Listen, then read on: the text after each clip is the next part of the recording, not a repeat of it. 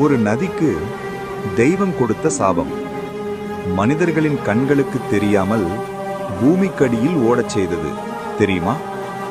இந்த சம்பவம் நடந்தது மகாபாரதம் எழுதப்பட்ட நேரத்தில்.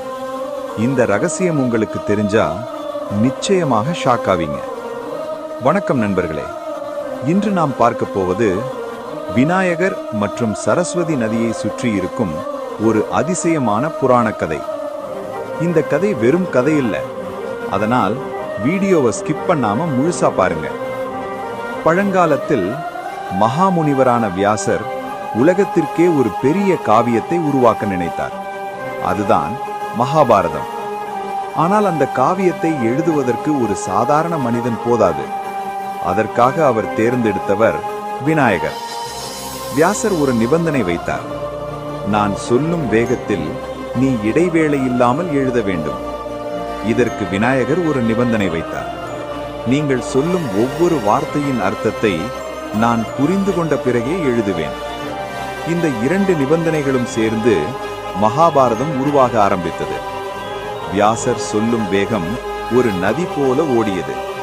அதை பிடித்து எழுதும் விநாயகர் மின்னலை விட வேகமாக எழுதினார். ஒரு கட்டத்தில் எழுத பயன்படுத்திய பேனா உடைந்தது. அந்த நேரத்தில் கூட நேரத்தை வீணாக்காமல் தன்னுடைய தந்தத்தை உடைத்து அதையே எழுத்துக்கருவியாக பயன்படுத்தினார். அதனால்தான் அவர் ஏகதந்தன் என்று அழைக்கப்படுகிறார். அந்த சமயத்தில் அவர்கள் அருகில் ஒரு சக்தி வாய்ந்த நதி பாய்ந்து கொண்டிருந்தது. நதியின் சத்தம் அதிகரித்தது. வியாசர் சொல்லும் வார்த்தைகள் சரியாக கேட்கவில்லை.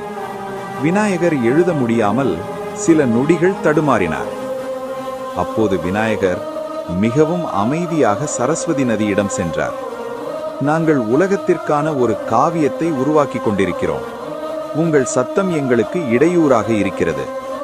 தயவு செய்து உங்கள் ஓட்டத்தை சற்று குறைக்க முடியுமா? ஆனால் சரஸ்வதி நதி அதை பொருட்படுத்தவில்லை. அதே வேகம், அதே சத்தம். அது தன் இயல்பை மாற்ற மறுத்தது. இதனால் விநாயகர் கோபமடைந்தார். நீ இனிமேல் மனிதர்களுக்கு தெரிய மாட்டாய், பூமிக்கடியில்தான் ஓடுவாய் என்று சாபம் கொடுத்தார்.